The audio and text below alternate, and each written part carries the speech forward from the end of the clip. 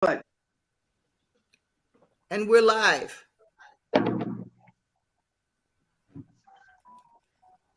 Carolyn, hello, hello, hello. Hello, hello, everyone. Welcome to the Bonga Dada show. Bonga Dada, this bonga, is the episode. Bonga Dada, bonga, Bonga Dada, bonga. Bonga Dada, bonga, Bonga Dada, bonga. This is welcome to our 17th episode. We have been going live for 17 episodes. Welcome today. We are so honored to have you here on board on the Bonga Dada show. Today we have a special guest who is a vision bearer, the Queen Mother herself, Dr. King, who is going to introduce to us what the show is all about and where it all started from. Thank you, Caroline. This is Queen Mother, and I am happy to be a part of this show. Well, where did Bonga Dada Bonga come from? It was during the month of March, Women's History Month, on the Queen Mother Speak show, where we were interviewing women from around the globe, and we were asking them to tell us about their biases. That, of course, was the theme for Women's History Month 2022.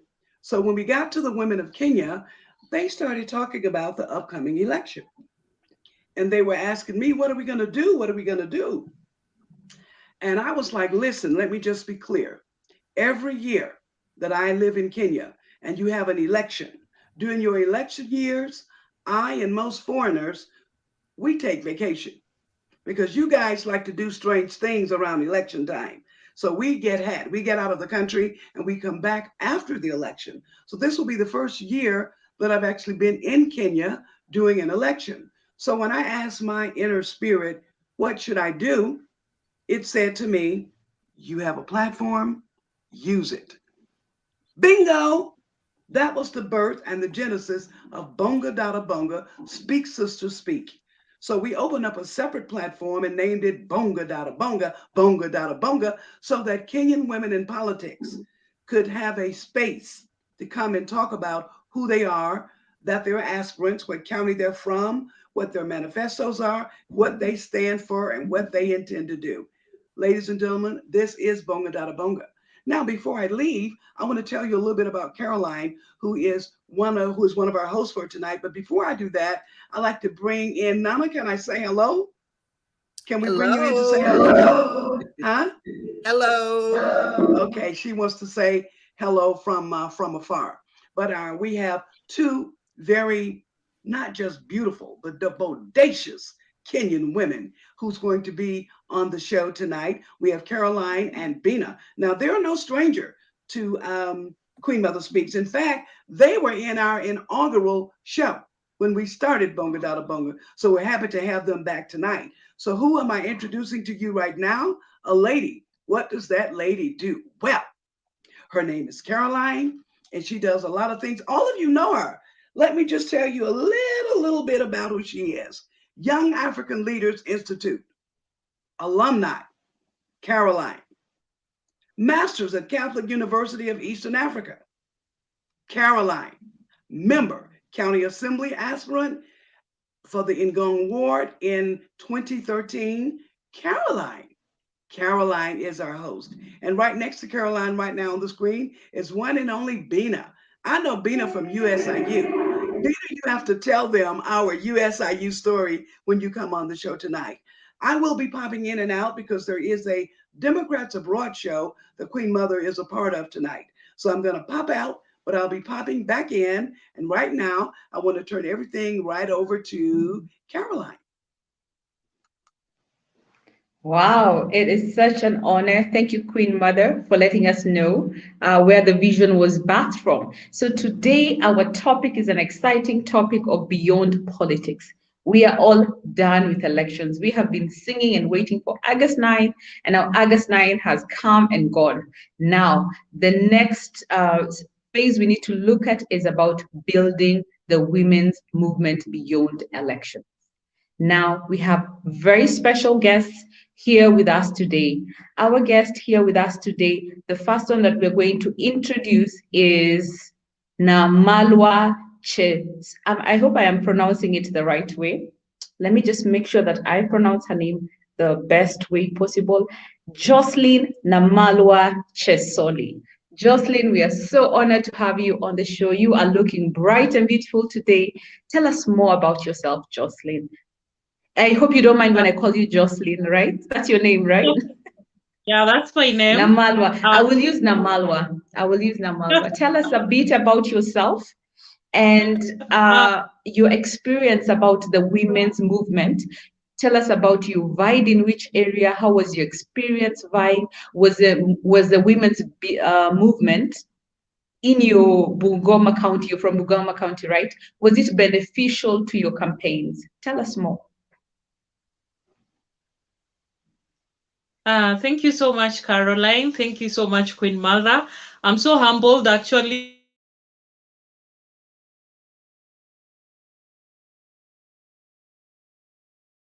for the first time last week when I'm just happy that there's something about some platform for women in politics. My name is Jocelyn Namalwa Chesoli. I come from Bongoma County.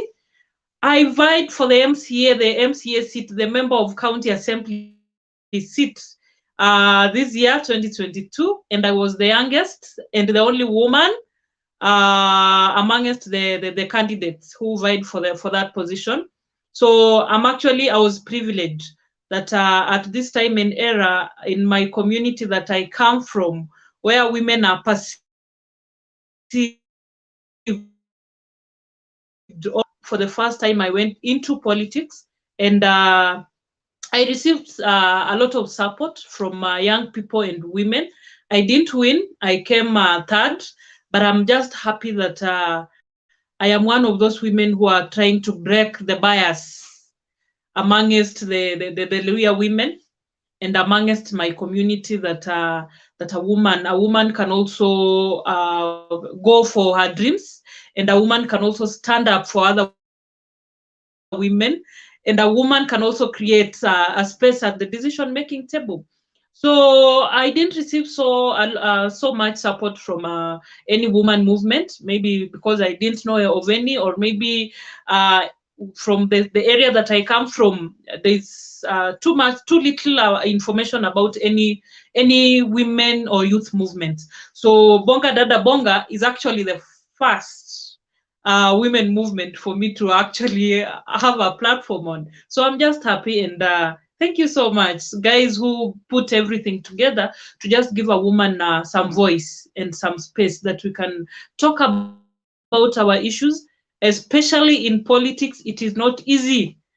I think being a woman, being a young woman, is just like it is a disorder, or can I call it? It's a horrible thing.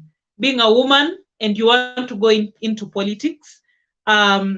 I received a lot of challenges, especially from men, because our men believe that women can't be leaders, can't become leaders. And there was so much watering down of my efforts to be one of those women leaders who have ambitions, who have visions for the young people and women. But I thank God I managed. I pulled to the end, and I'm just proud of myself and my community. That though we are not yet there, but I know with time we're gonna have so many women like myself who will be vying for those political seats, not necessarily the member of county assembly, maybe the member of parliament, maybe the governor and president at some point. So I'm just happy and proud of a Kenyan woman. Well done, Namalwa. We are so proud of you for vying and putting yourself out there. Actually, being number 3 is a greatest lesson. I know now you feel like a real politician because you've been out on the field. You have given your best. You've overcome so much. And I'm sure next time that seat will be waiting for you. The other women who come and contend will find a stronger woman, a woman who's grown so much more. And there is a point that you said that you do not even know if women movements exist. Now, to my co-host BINA, does the women movement exist in Kenya? Carry on with the conversation, BINA.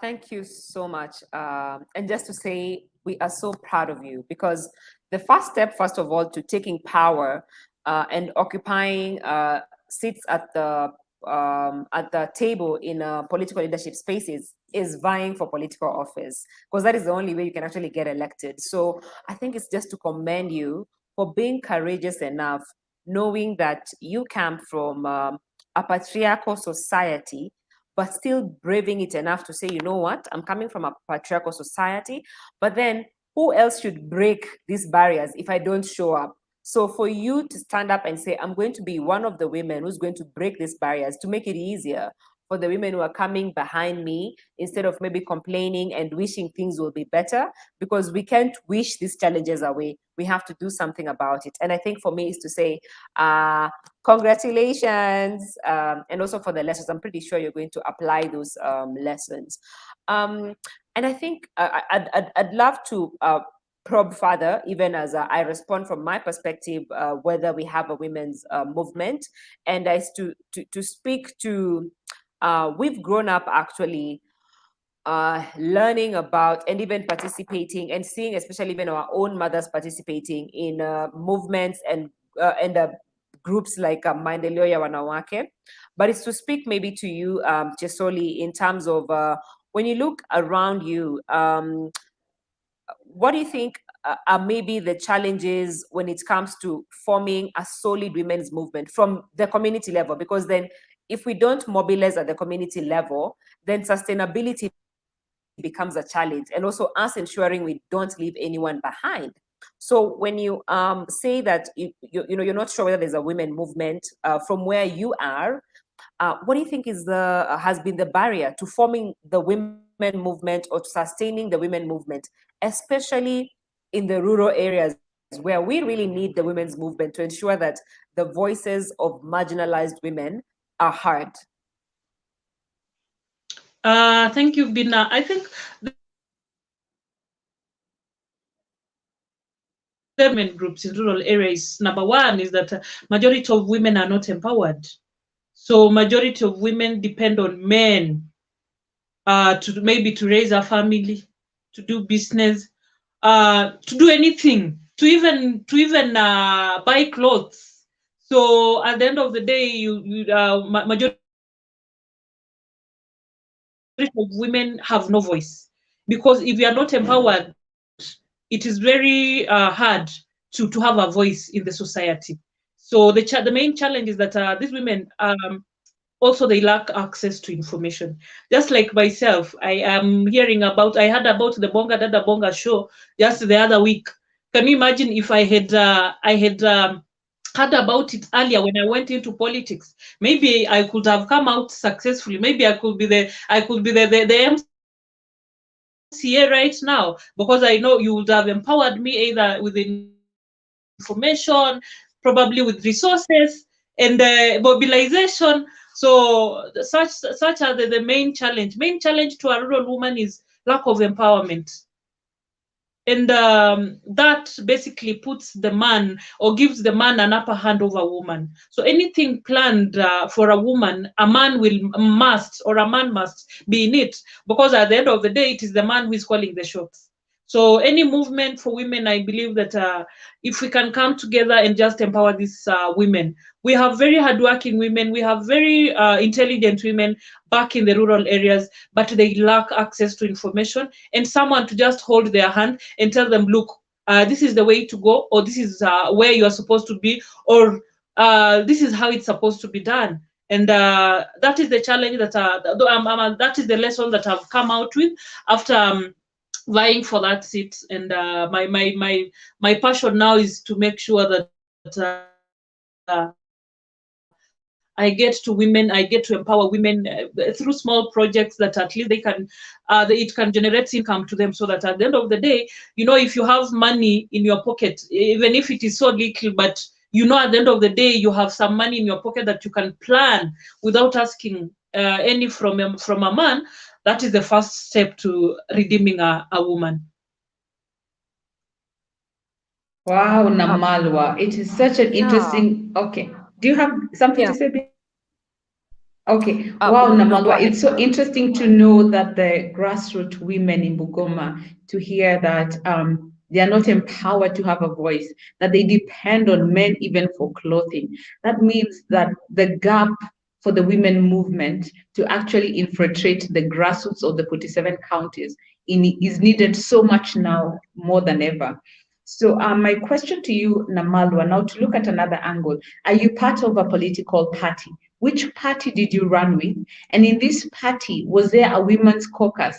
And even if you went as an independent candidate, is there a women caucus of women who are vying together? Did you have a group of women supporting you? Maybe you can tell us about more about this. I was in a small political party, National Reconstruction Alliance. The patron is Okio Mtata. But I didn't receive any, let me say, apart from the nomination certificate that enabled me to be on the ballot, I didn't receive any other support from the party. And basically, I was on my own. So just to interject, when you say you got a ticket from your party, did you pay for this ticket or the party gave it to you? Yes. We pay for. You must. There is no party that gives free tickets. I paid for the ticket. Okay, sorry, I don't know about any other party, but I paid for the ticket. I paid for the membership fee. I paid for the nomination ticket and the membership fee. You must pay. Then after that, I was told, Namalwa, we're gonna support you as a party. But at the end of after I got the nomination, I was on my own. So basically, this party is not only my party that I vied on. I had counterparts, women from other parties that were also vying, and they had the same complaints. The party didn't actually put into mind of supporting a woman. I saw zero support from these parties, but there are those who got support. I can't say all the women who vied didn't get support, but there are those who got 100% support from their parties. But for me, thank you. Yes. Now, was there a women's league in this party? Was there a women's caucus in this party?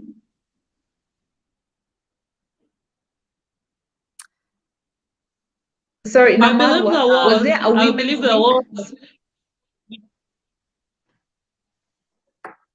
There was a women's league in the party, but interests differ. Sometimes they look at the small fish and the big fish, and they know when they support the small fish, they're not going to gain much. So they go for the big fish because they'll gain maybe audience, they'll gain maybe the publicity will be higher than the small people like us, and we don't call the shots. So at the end of the day, you have to push for your own agenda and your own space.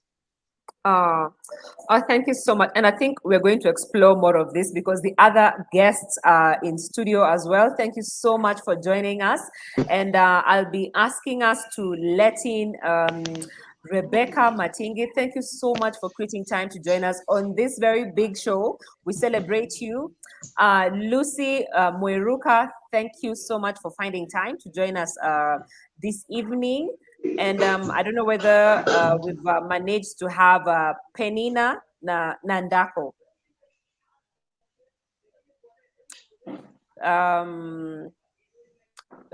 Is Pininah with us? Okay, so as Lucy has two devices on. Lucy, can we have you on one device?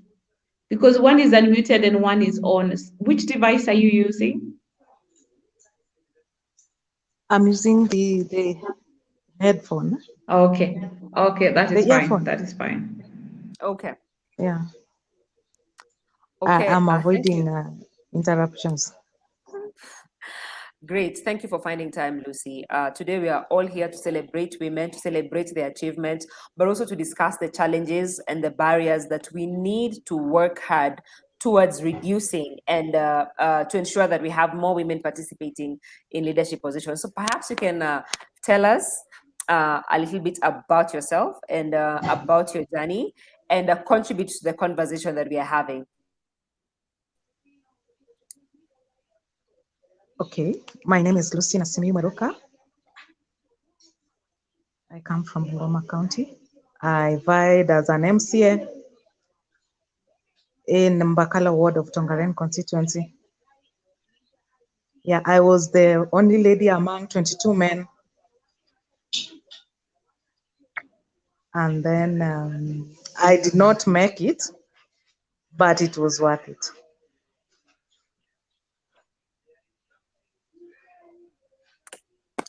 I think next time we're going to come with a bell, like a bell, and we're like, when someone just finishes to introduce themselves, oh, congratulations. I like how you end that by saying it was all worth it.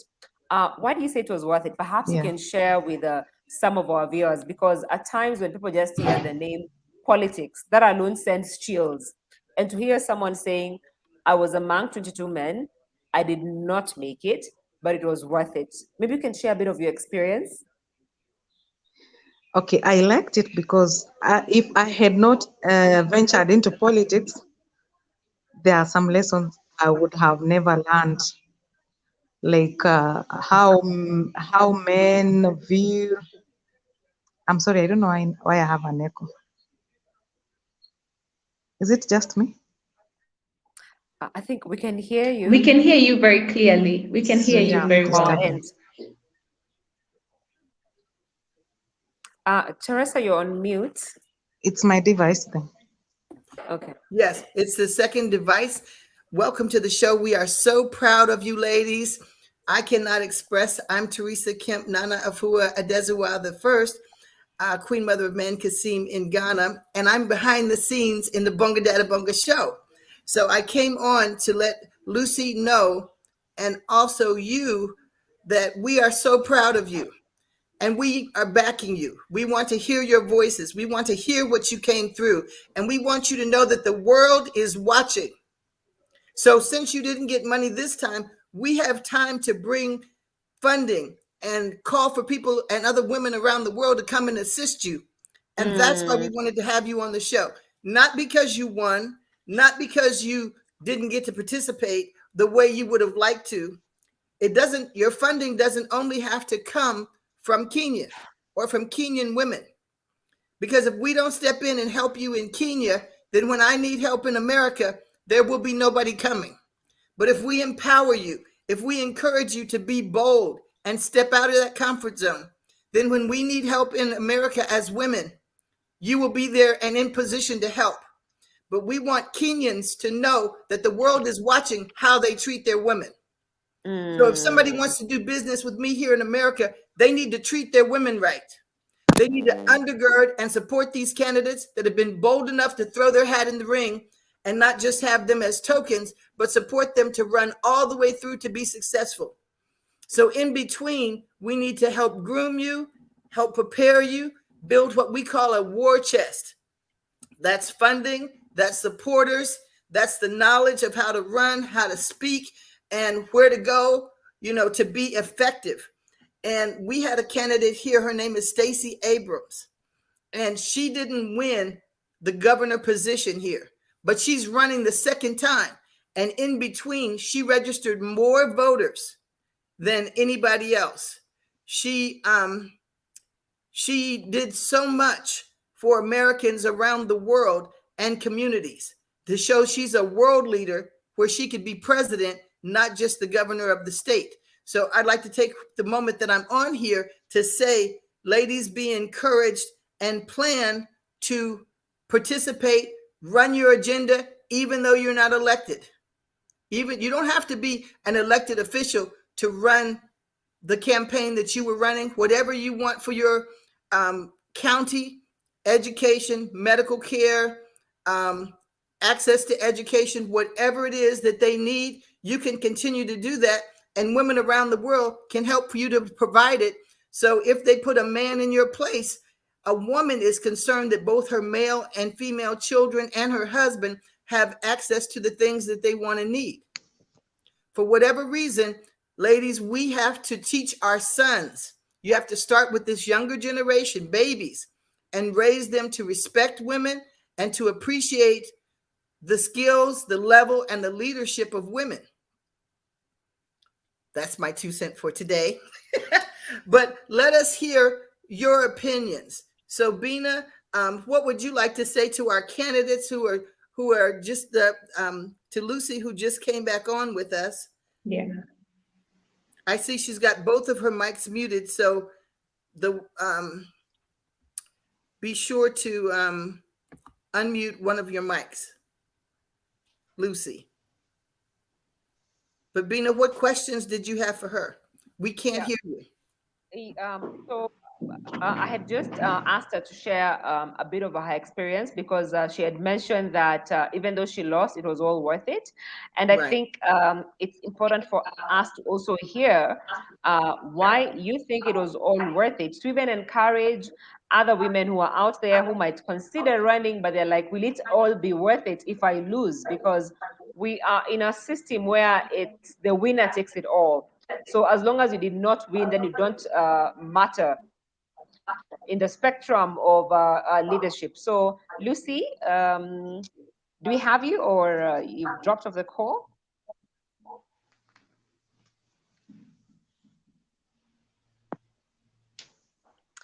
And Teresa, that was so powerful. And I like the fact that you brought in the example of the Senator Abrams in Georgia. And I was reading about her some time back, and even the number of voters they have managed to register through her organization and initiative, over 800,000 voters, you know.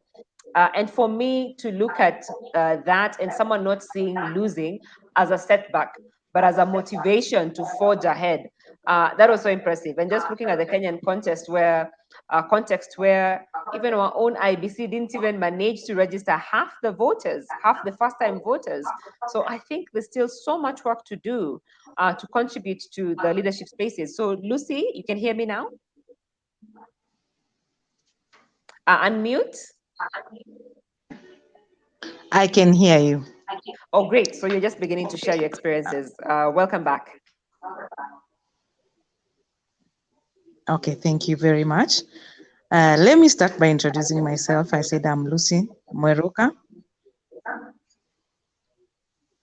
because I went off air. I am a teacher of special needs. I specialize in sign language. And currently I do business, and mainly agribusiness. So as I said earlier, I vied in Mbakalo Ward of Tongaren constituency. So I said I didn't win, but it was worth it. Because if I could have not ventured into, hey, it's irritating. I can't. Are you able to log out from one device so you can remain with the one you're speaking to? Then you log out from the other one. Oh, so if okay. you have two phones, or a phone and a machine, just log out from the other one, then remain with the one you're holding, the one where you plug in your earphone. I think I just have one. Okay, let me just. Yeah, Lucy, also we can hear you very clearly. Thank you. So I could have not ventured into politics. I could have not known what the society looks at when they see ladies there. There are very many experiences I went through. I'm married. I have a family. So I had to, yes. Is there someone else who's listening with you from a device next to you? Because if they've logged in and they're in the same room with you, that could also be causing the echo. So if there's someone else who's logged in on the show and they are either in the same space with you, that could also cause that. Otherwise, from our end, we can hear you clearly.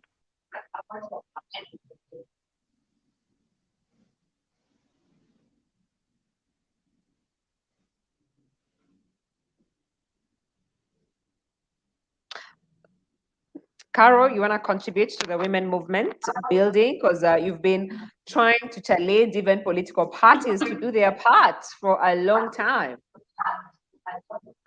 I think Lucy is back, but as we wait for her, I think I'm trying to go back to my most recent. When I voted for MCA, that was 2013.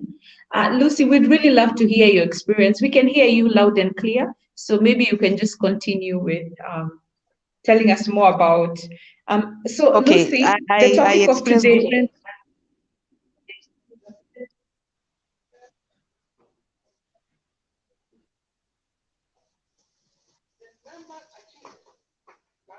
I'm sorry, just allow me to listen. I think I'll come in another time because it is so disturbing. No, it's okay. Just try for the last time, and then we see if you're able to. Because Yes. Okay. I'm just getting it. it is okay. Just continue. Yeah. Okay, like having a family, been having been a wife to somebody, there are those different reactions. When you break the news that you're going to die, that one I learned that the first person who said no was the person I stayed with. I didn't expect. So I expected him to be the first person to support me, but he refused. So I had in the first place to accept that I'm not going to be supported by even the person I stayed with. And then I moved on. Then afterwards, so I go and meet other men outside.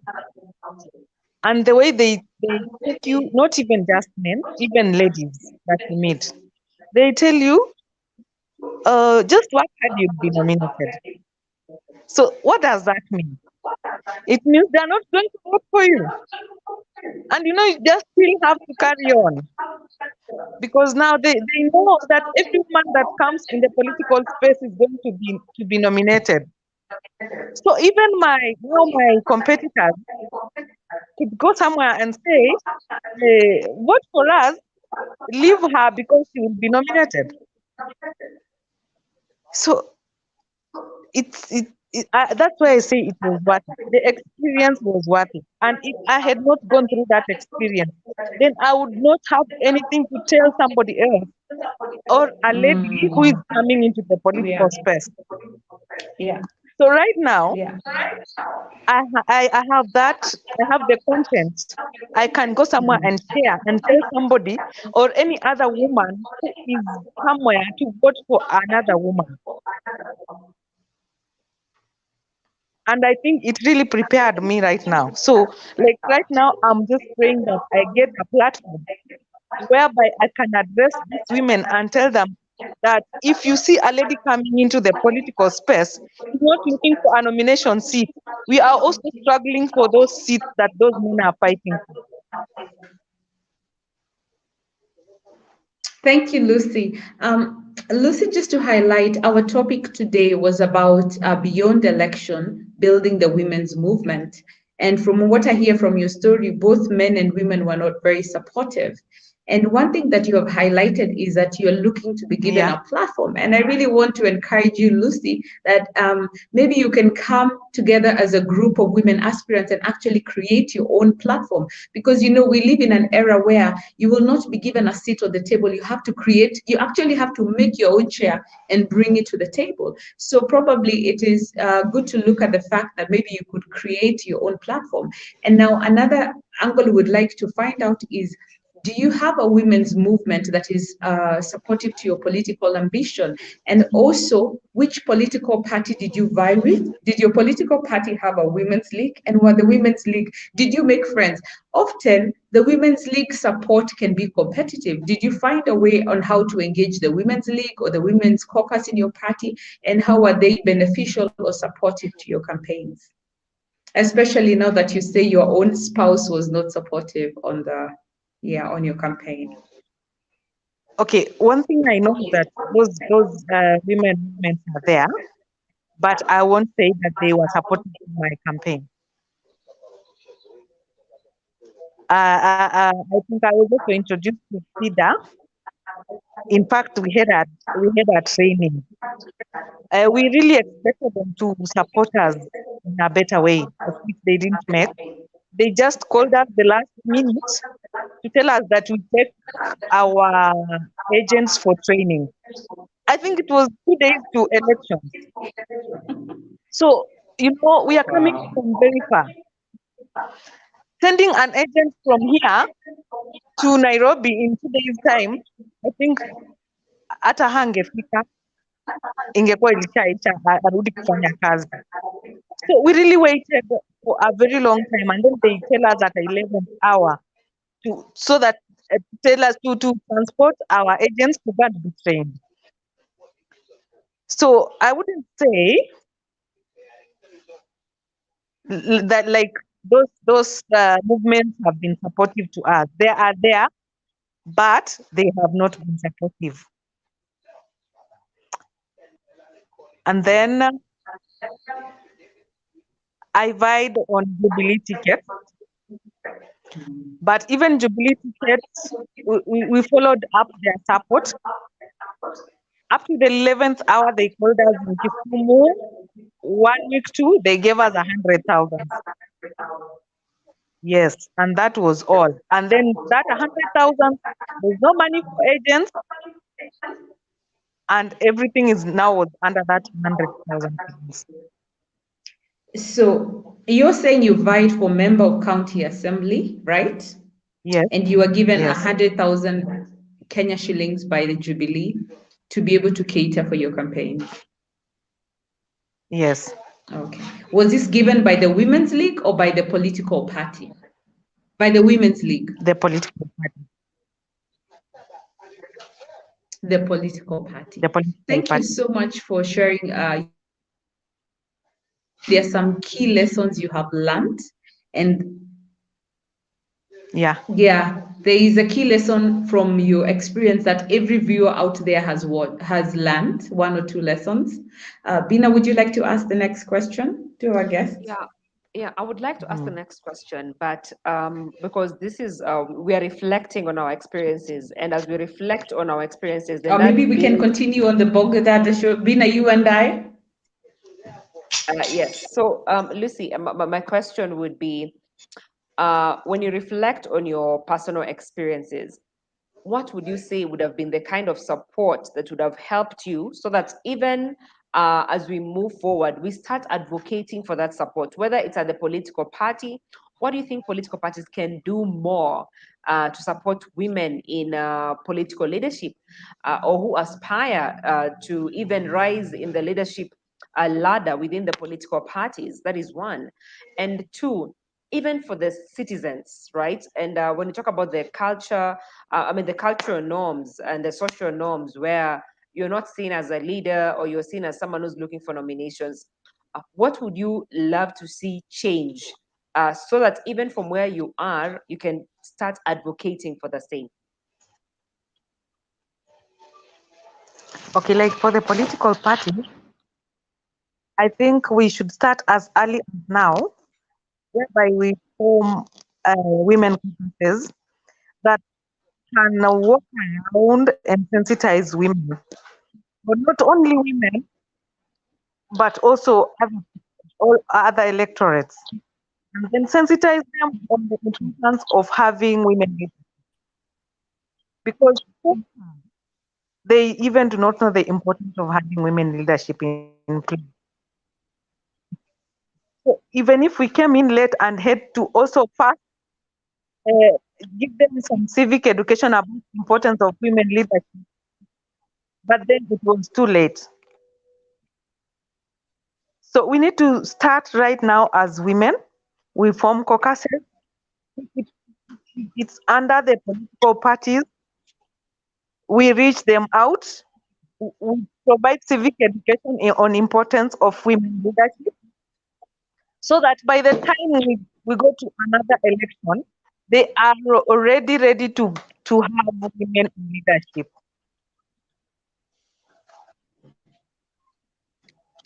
Thank you so much. Chesoli, what are your thoughts, even as you listen to Lucy's experiences? What are your thoughts in terms of what needs to be done?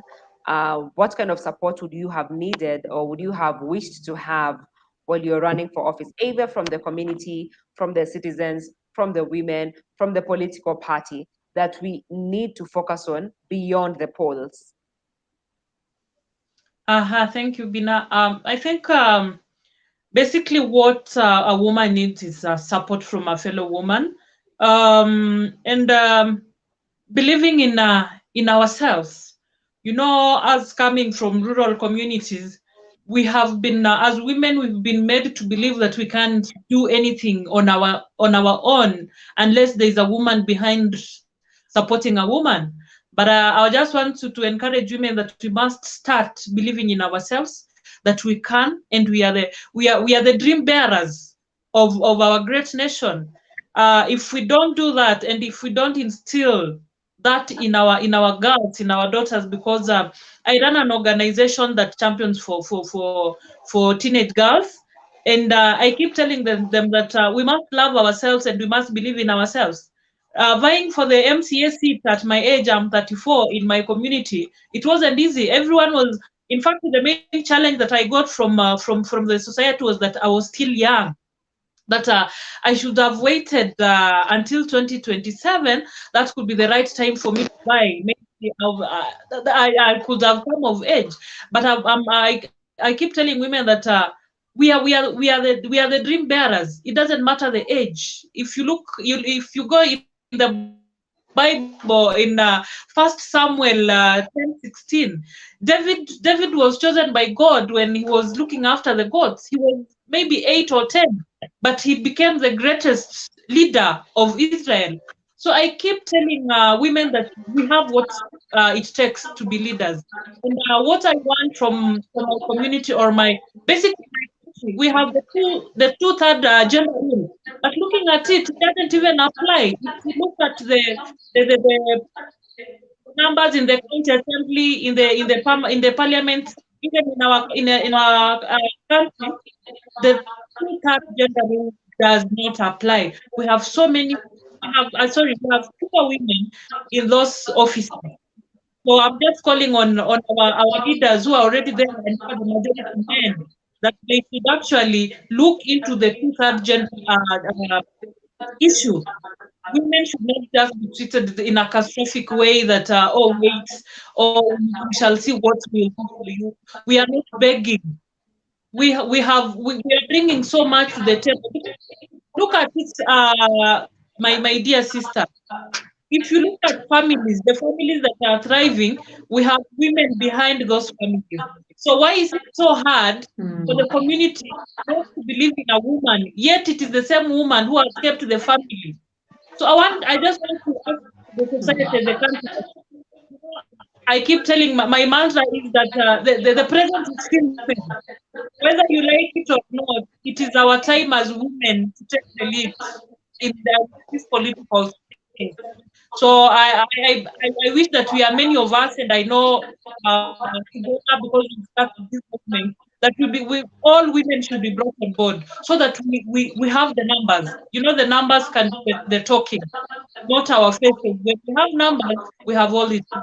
We need so many women at the decision making table, from the grassroots to the national level, so that at the end of the day, it is us women who will champion what really matters to a woman and a girl child in our society.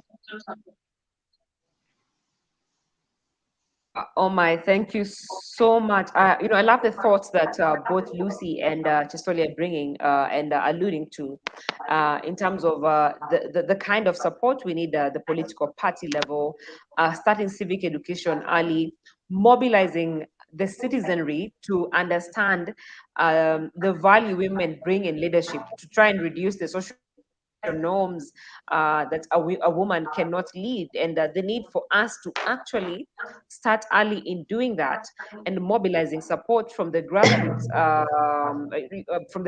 level, and to all the other levels in our community. I had a quick follow-up with Lucy. Are you here, or we've lost you?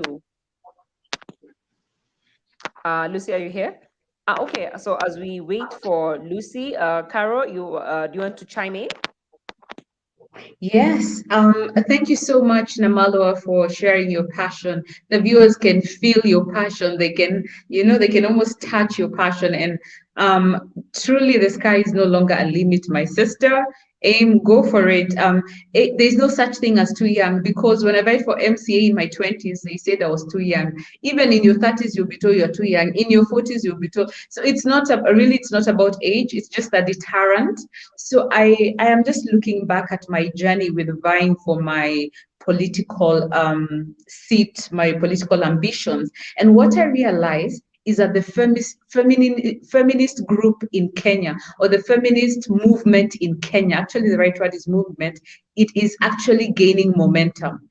The civil society movement in Kenya has been known to move mountains in this nation. So if the Kenyan people, and majority of these change makers in the feminist movement are of course women, majority of those in the civil society who are making strides are women. They are the women in the center of this movement. So when I look at the transformations and what they have achieved, this goes to show that clearly we can have a women's movement in this nation. But movement does not come with majority. Movement can even just take one person, two people to be on fire and set everybody else on fire, to be passionate enough to say enough is enough. We are having a women's movement, not for civil society, but a women's movement for women in politics.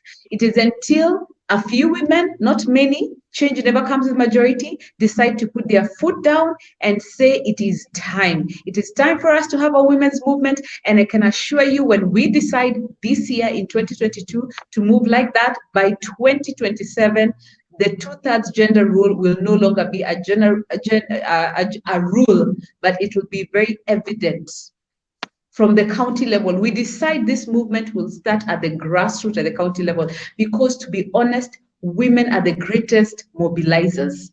There is no president, governor, senate, or any big seat that has ever been won without movement, without women. Women are the ones who wear the lassos. They dance for the leader and give them the seat. Actually, when you talk about kingmakers, when you look at it deeply, you will come to see it is women who decide who the king, who the leader will be. So it is about time that empowerment moved from the angle of just empowerment for information, but empowerment to movement building. What are your thoughts, Bina? I love that, because when you say that, and we work with Chama women who have a very huge following, grassroots women who organize in merry-go-rounds, who have a very huge following in the groups that they belong to, and just in terms of influencing opinion at the community level. But then you find that even these same Chama women sometimes don't even take leadership, even in the Nyumba Kumi level, because when you look at our community structures, starting from the Nyumba Kumi, you find that sometimes we don't even believe in ourselves enough to tap even into the Nyumba Kumi leadership space. And I know that even right now in the country we're talking about, and there's been such a big increase in the number of women who've been elected. But let that not blind us to the fact that there's still so much work to be done. Because sometimes you can celebrate a success, then it blinds you to the level of effort and work you still need to put in to encourage more women to step up. We had 16,100 candidates in this election, from the presidential level to the MCA level. Those were all the candidates that were gazetted by IBC. Women only accounted for 1,962. 14,137 were men, and one was identifying as others. So you're seeing the numbers. So while we're celebrating, we didn't even have a fraction of the 16,000 running for office as women. So if we start just, if we just put the picture here, and if we let the current picture blind us to the work that we need to do, then in the next election, we might have fewer women running for office. So I think it's to look at the gains, but then look at the gains against what more do we need to do? And even for the women who lost, how do we journey together? Because Chesoli, you came in third. You had people who believed enough in you to wake up in the morning and vote for you. How do you continue inspiring them? How do you continue journeying with them? How do you ensure that they are empowered enough to hold the current leadership accountable to everyone? Because once you win, you're a leader for everyone. So then how do you continue? Because at times we might feel aggrieved that the leader we wanted did not win, but at the end of the day, there's a leader, and that leader needs to serve all our interests. So there's still so much to do, even with the candidates who did not make it, to ensure that we push for better public service delivery in this country. Yeah. So I think for me, from where I stand, Carol, it's to ensure that even after we lose, we don't go back to, oh, let me sit back and wait for my turn, you know. And I think I just want to also thank all the audience that is tuning in. Please, would love to read from you in our comment section. Let us know what you're Please thinking about. comment. Tell us, viewers, comment. Tell us, what do you think? What are the practical steps? You know, BINA, I'm just listening to you and I'm thinking, okay, BINA, you've been in this space for long. Tell us, what do you think are for instance, the 3 key steps to building a cohesive and united women's movement in this nation?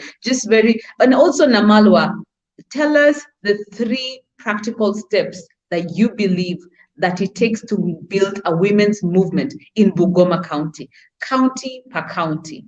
BINA and Namalwa.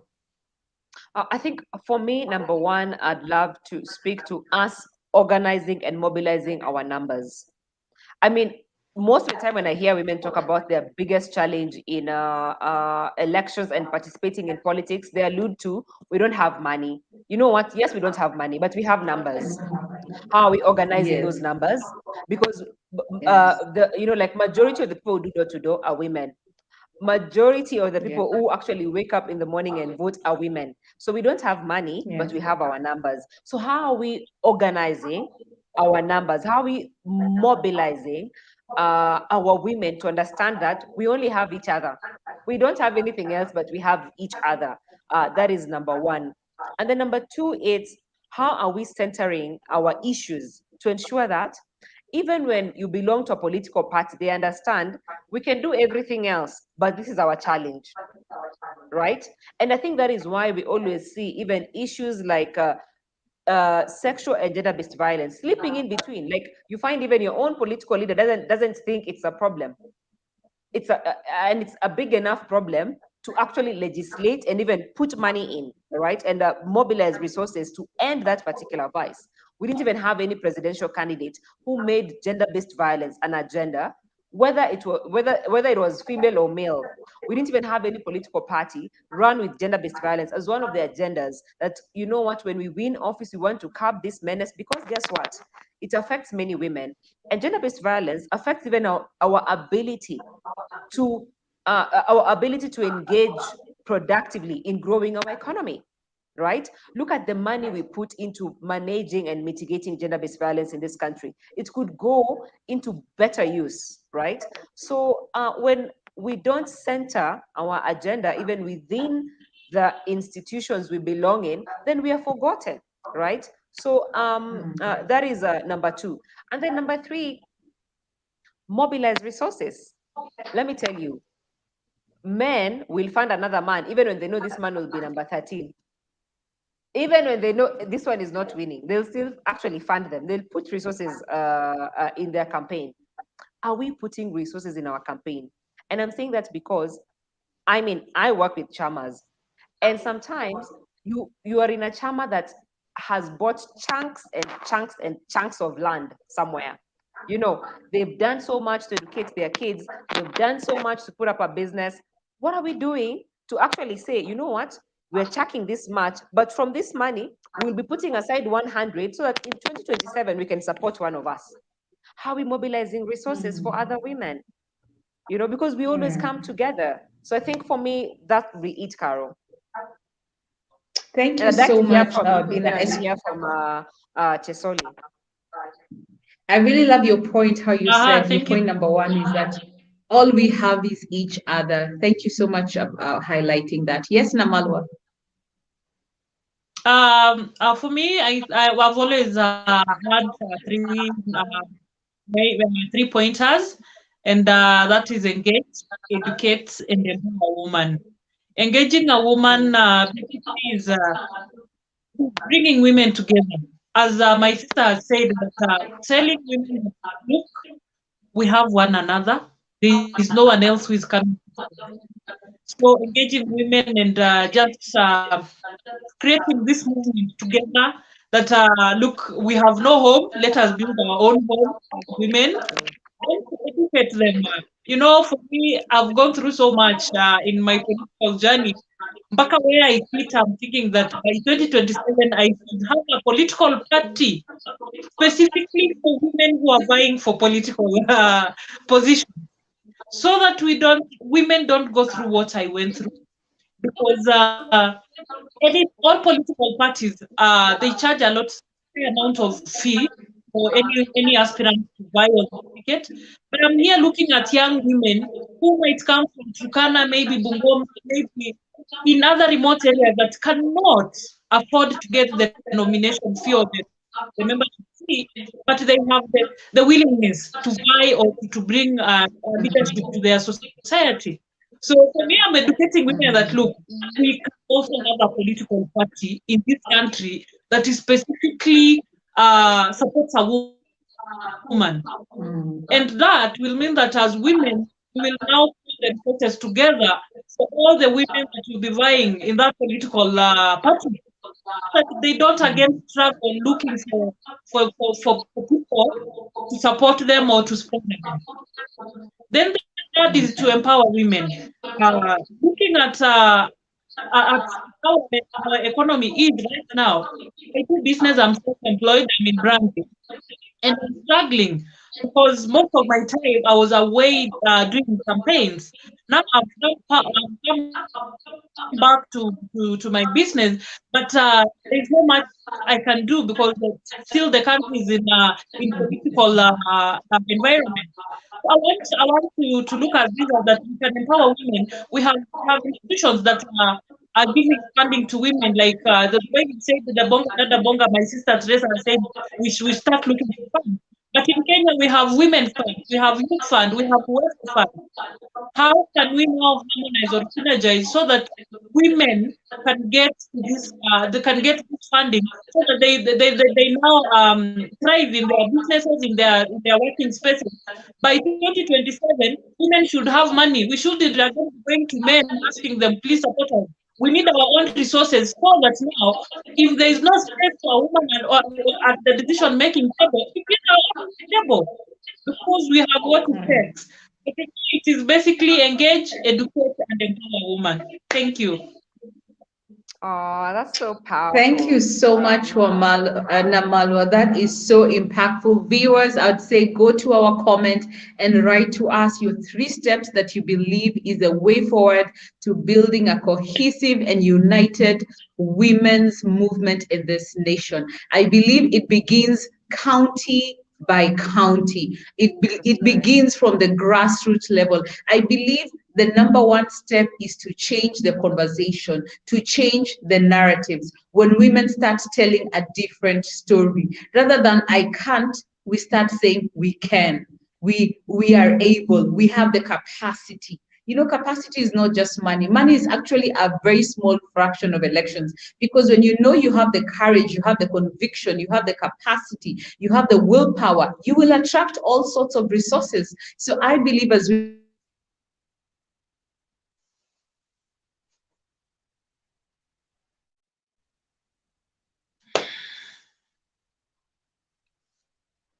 I think we've somewhat lost Carol for a moment, but I just want to thank all the listeners, all the viewers. Thank you so much for joining us.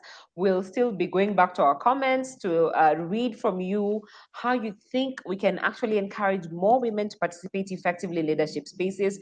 What role do you commit to play so that we just don't delegate this to institutions? Because at times we like saying it's up to the institution, it's up to the NGO, it's up to the activists, it's up to all of us to create an enabling environment for women to participate effectively and competitively, because they have a lot to bring at the leadership table and for us to accommodate diversity. So we'll be looking forward to your comments.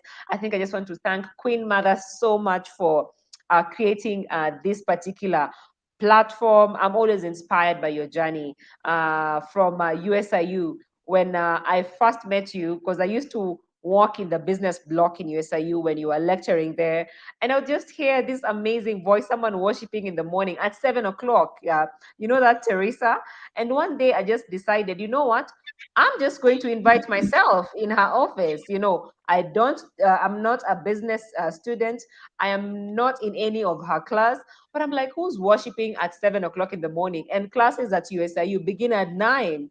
And when I got in, she was like, oh, it's a beautiful day. I'm like, first of all, it's so cold and I'm not even feeling beautiful. How is it a beautiful day? And she's like, no, it's such a beautiful day. Welcome, come in. Let's sing together. Let's pray together. And that is how my friendship and my journey with Queen Mother began. I'm like, my God. So that's how it began. Sometimes when I'm feeling low, I'm like, I know where I'm going to fuel my energy. So I'm just like, oh, just passing by. But I was not just passing by. I'm like, let me go see if there's some church today on the business block. So thank you so much, Queen Mother, for being consistent and for being committed. Thank you so much for strengthening your shoulders, for us to step on your shoulders. And I hope platforms like this, and thank you for having Teresa on board. It's a pleasure to meet you, Teresa. And thank you for all you all do. And I'm hoping that we can also strengthen our shoulders for the women who are coming after us to step on them. So you've guided us well, and I hope we can take it up from there. Thank you so much. Yes. And Chesoli, Asante Sana, keep doing the amazing work where you're doing it. Well, I just Thank you. want to say it's a blessing, a privilege. And again, this whole thing started because people were saying to me, what are we going to do? Well, I'm an action girl. I'm an executioner. I believe in making it happen. And Teresa over there, she believes in making it happen even more than I. So together we are formidable too, not only in America, but wherever we put our foot down.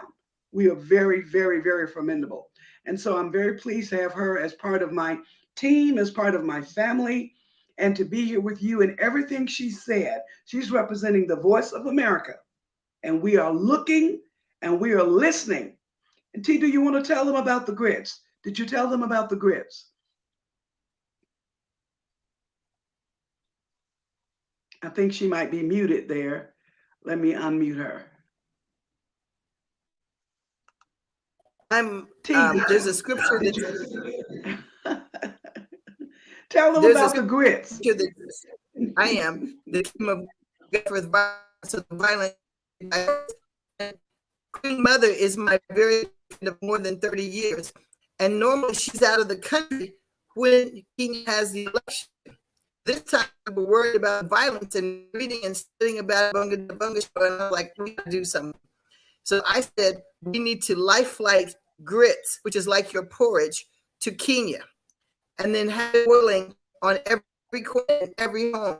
So when somebody approaches to slap, to rob you, to rape you, you take them full of grits or a ladle of grits and throw it on them. Because part of the problem is the people who've done violence, and the women are too scared to identify them, and nobody has been brought to justice one time in 30 years in your country. That's a problem, because these men come home after raping women, after slashing people, after going in their house and robbing them, and the police and your judicial system came on probably 2 weeks, began the Bunga show and promised to bring people who were violating other people to justice this time. So we are going to be watching to see, did they keep their promise? How many people have they brought to justice from the previous elections, and then start on the process of this elections? She was safe this time, but as you heard, many foreigners leave the country during this election season and then come back after it. Even the UN poll watchers were not safe. Here in America, I was telling them, Niswali, we would not tolerate them calling women running for election prostitutes or insinuating that you have loose morals. You know, people will not support their businesses, will not support their candidacy, will just make them outcast. You cannot just talk about women around the world and think the rest of the women in the world are going to lay down and let you do that. That's right. So people, even the BBC in England, identified people who were making these accusations. Their political parties should stop them from making these accusations. And I had all of them laughing. I said, well, if I sleep around, you would have a hospital, a college, a middle school, high school. You will have water, electricity, power. You'll have everything you ever wanted. So you best believe that I'm, being a Christian woman, am not doing that. I will be honest and forthcoming. But if we did decide to do it, we'd have billions of dollars and everything we need in this country, not just in my county, but all throughout the country, from the power of being a woman and, you know, being able to get what we want. Okay. But we want to encourage. Thank you for that wonderful statement, Nana. We are now nearing the end of the show for today. Let's allow our guests to say their last words, and we'll let our illustrious host also go. Yes. Guest, would she like to say something before closing? Thank you so much, Dr. King. I'm actually humbled and I'm so happy, and I'm so proud of you because now you resemble my mother, and you are one of those women that are really giving. Thank you so You much. are the women who are giving us the hope and the hope to dream bigger. Yes. And I believe that with this movement, Bonga Dada Bonga, we're gonna have a lot of women coming on board and just supporting the woman dream, because the woman dream is to rule the world. And I believe it starts with you. And I thank you so much, Mama Teresa, and I'm happy from Kenya. I know one of these days, because we've connected, we're gonna meet one day and shake a hand. Thank you so much. Yes. It is my hope to bring her to Kenya one day. And when I do that, we will have a we'll have several events to meet and talk and pray and cry and laugh, plan, rebuild, mobilize. That's true. BINA? I definitely look forward to meeting you, Teresa, at some point. Thank you so much, Dr. King. And I think for me is to remind us that we are the salt of the earth. Yes. And I think is to also speak to even the role of the church in holding the current leadership accountable, because at times I think we forget about our role, and to remind us that powerful people like Daniel were chief advisors in Nebuchadnezzar's kingdom, and Nebuchadnezzar was a wicked king, but Daniel was a chief advisor. So we have a role to play in holding leaders accountable. And kings like Nebuchadnezzar would rely on the wise counsel of Daniel before they make a decision about the kingdom.